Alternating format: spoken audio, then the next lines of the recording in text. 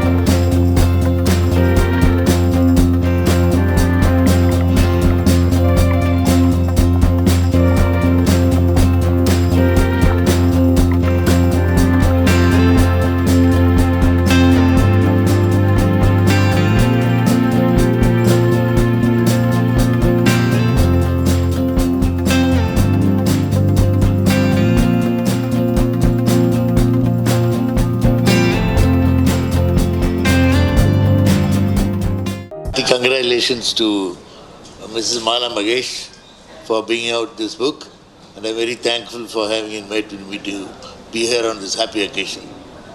Thank you. எல்லாருக்கும் வணக்கம்.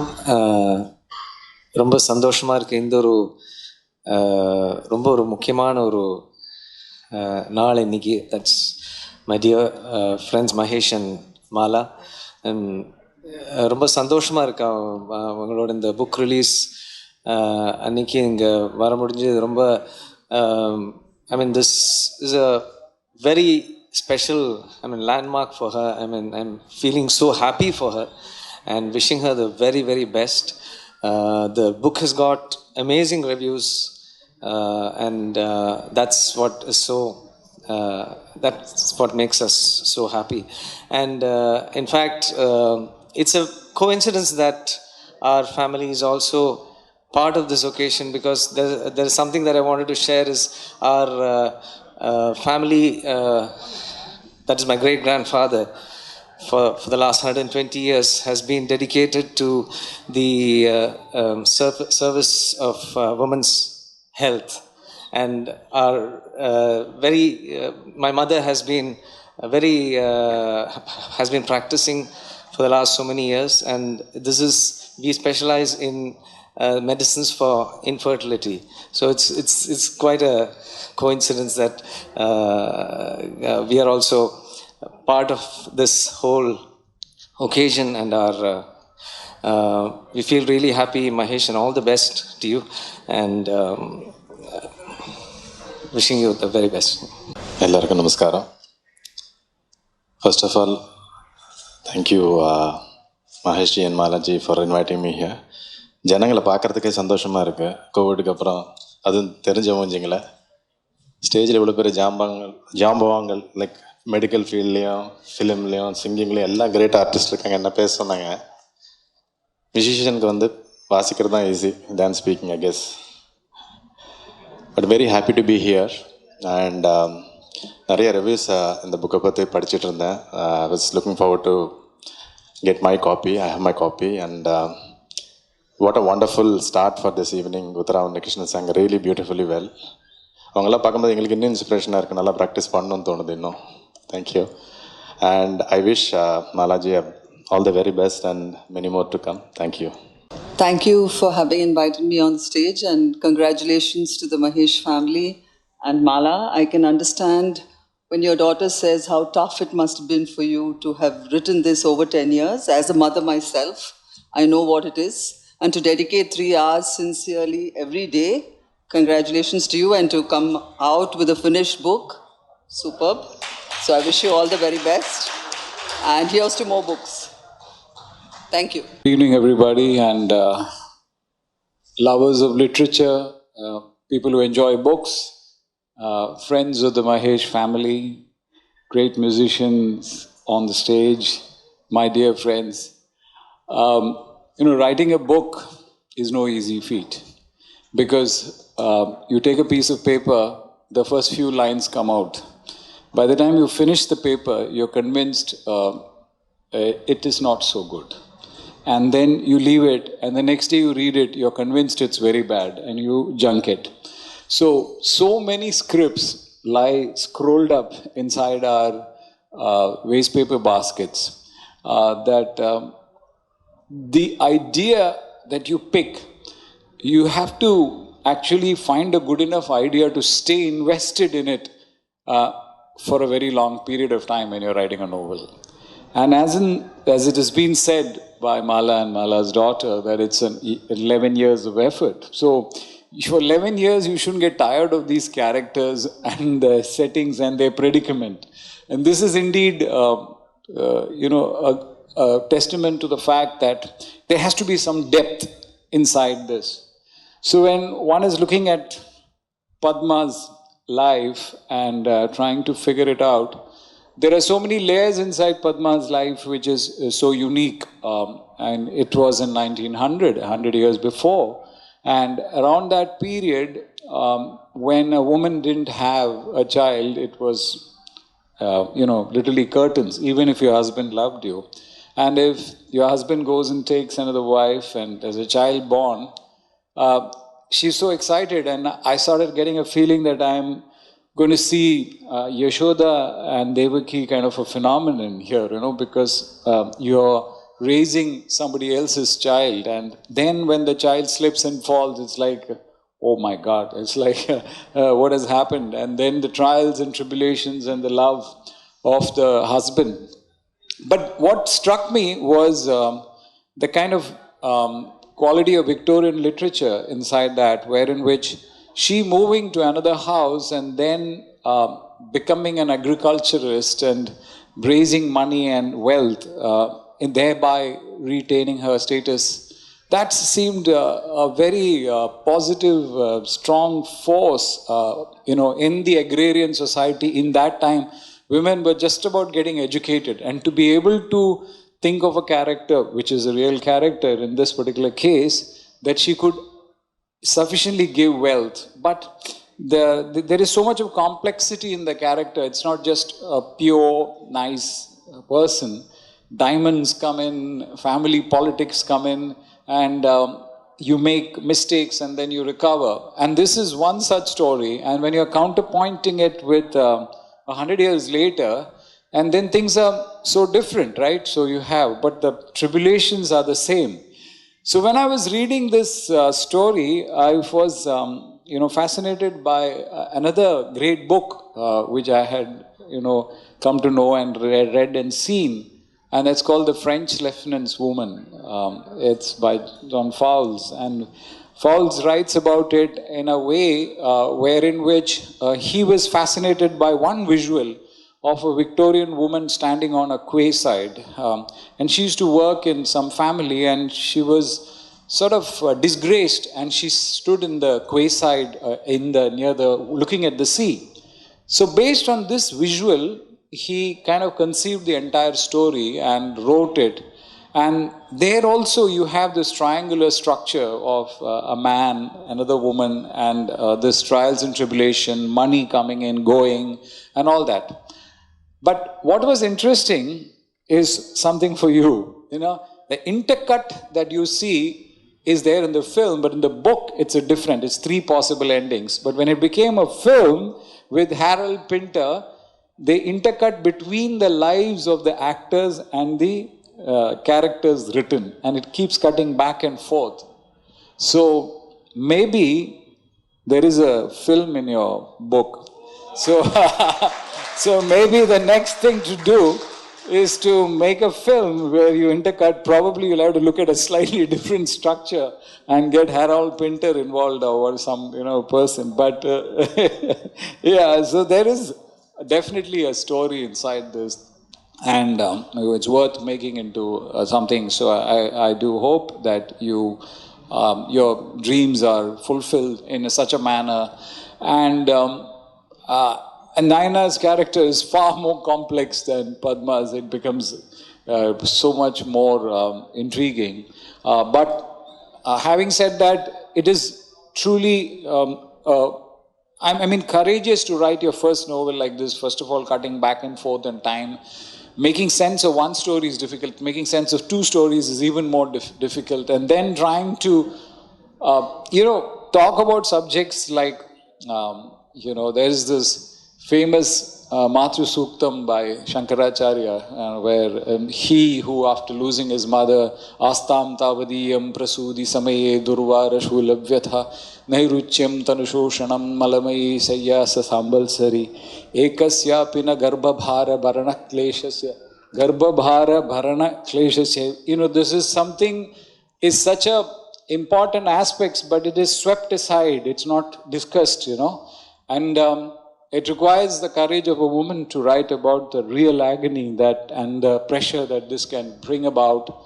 And in psychological terms, as your daughter is a practicing psychologist, IVF treatment actually induces a lot of trauma, of emotional trauma for things. It inflames the emotions of people. So all these things that you have written has solid psychological backing, as well as your own personal research. So I do hope that you write more novels and continue writing, and please write about men also.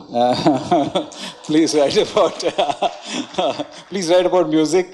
We are all fascinated by music, and we know all of you are fascinated by music. And do hope that you make this into a film, and it should be seen by a larger number of people. Thank you. எல்லோருக்கும் வணக்கம். Today is a special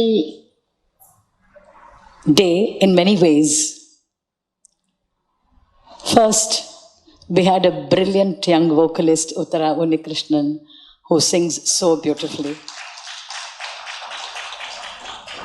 And of course, why not? It is in her legacy, her father, such a great musician. Her family is devoted to music. So Uttara, more and more strength to your voice and to you. God bless you. The second, for me as an artist, I was observing what was going on, and I felt so touched that Mala was here, her daughter is here, and feeling so proud about her mother's achievements. And there is Mahesh there, and Mahesh's son there, Mala and Mahesh's son. The whole family rooting for Mala. I know how special that feels. Absolutely, absolutely. So God bless you. Because எனக்கு நாம் பாடும்போது, of course you sing in so many places, but when Sai is sitting right in the front row and he's steering me, it gives a very special feeling. If my daughters are there, it is even more special. So I know what Mala is going through at this moment. This is what families are about. So hats off to the Mahesh family for being so well bonded and supportive of each other. That's the second reason why I feel this is a special evening.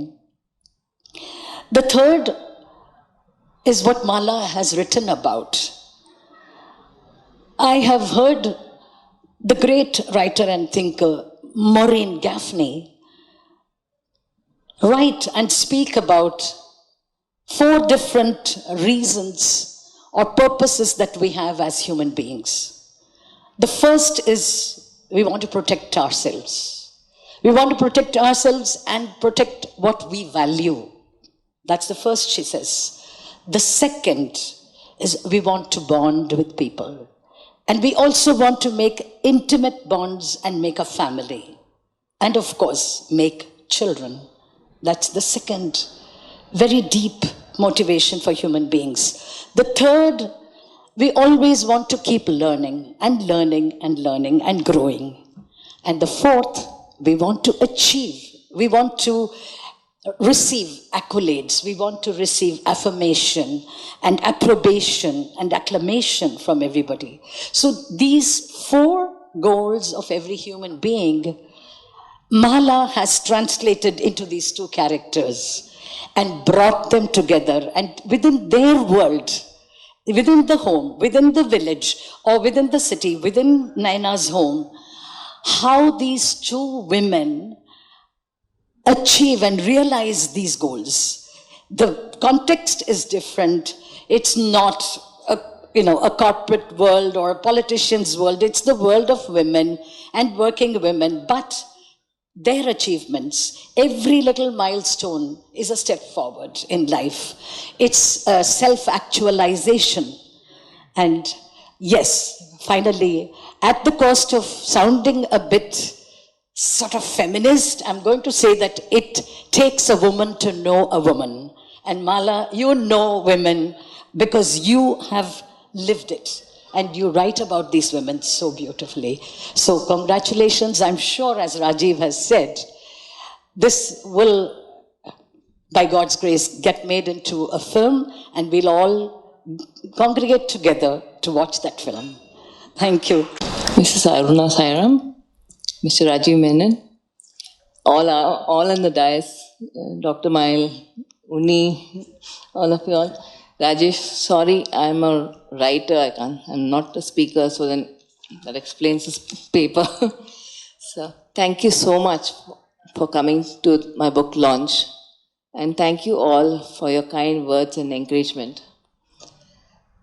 Uttara, we are your great fans, and thank you especially for that song, Uiram Niye. It's so touching.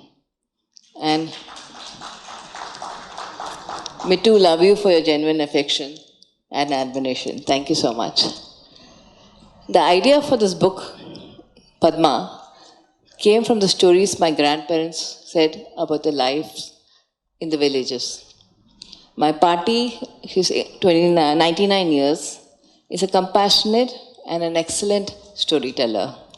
She told me about a woman, my ancestor, who endured endless humiliation and harassment because she couldn't conceive.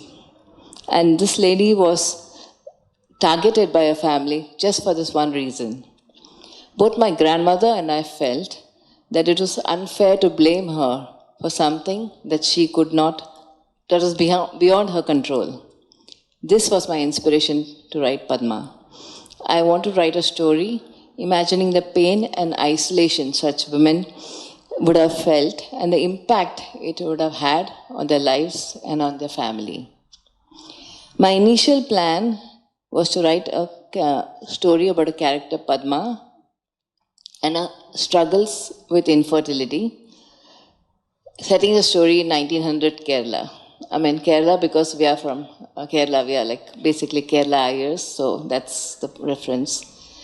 I based the character of Padma on a mixture of personalities from our family that I heard of from my grandparents.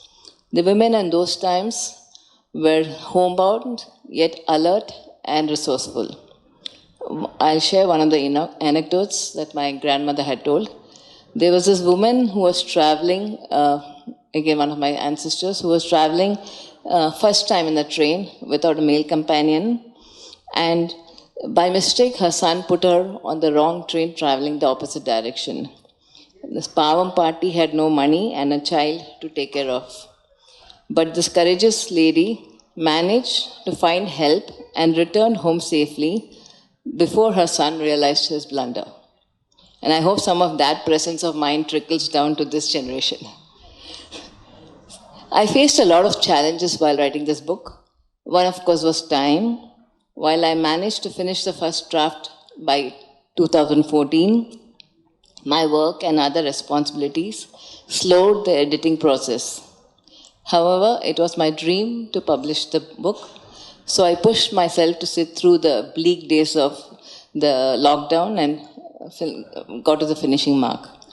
Another challenge was making up fictitious name for villages in Kerala. No matter what Malayali sounding name I came up with, that place already existed. So, the strong, loving character of Sheshadri, Padma's husband in my book, was inspired by my grandfather. He was big built, imposing, and a little terrifying when he got angry. We used to call him Bam Boom because he had a loud voice. He was also affectionate and generous. And he had his own way of showing his love for my grandmother, which would actually embarrass her and make her blush. So, as I researched for my novel, I was a bit surprised that the taboo surrounding infertility still exists globally. One of the main reasons for the stigma is that the subject is not well understood or talked about. As a result, those struggling with the issue, especially women, struggle alone. At one end of the spectrum, there are people who pass snide remarks and judge the women for her lifestyle choices, even if the problem lies with the man or with both of them. While on the other hand, there are some of us, me included, who have become so conscious of saying something wrong or saying something hurtful that we quickly change the topic when this thing comes up. But our sympathetic expressions on our face could be equally damaging. So I added another character, Naina, set in present-day Mumbai, to make the story more relevant to the current times. While the problem these two women face are the same, the way it manifests in their lives, affecting them and their loved ones, are unique to their times. However, both are victims of patriarchy. For Padma, it was insults and accusations from jealous relatives who enforced unfair rules and societal standards on her. While Naina had a lot of resources at her disposal, a past secret seeped in misogyny threatened to be her undoing. While our society should be ideally supportive and non-judgmental, it's not always the case today, let alone in 1900s. So how can we help people like Padma and Naina, insensitively termed as barren, to move forward in life? Perhaps the only way is to look inwards and reflect on our own shortcomings and genuinely empathize with their struggles. Because when you understand a person, kindness follows. Here, I would like to quote a phrase from my book. Truth and courage are interlinked.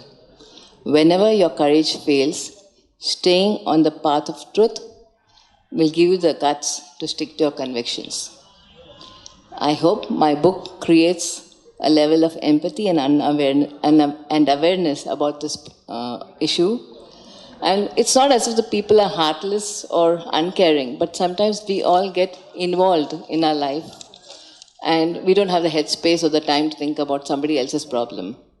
If my novel leads to more discussions in public, encouraging people to share their pain, their experience, providing a path for others to follow, then in some way, some small way, I would feel I've done justice to the suffering of my ancestor and other women like her. Before I conclude, I'd like to thank my husband, Mahesh Swami,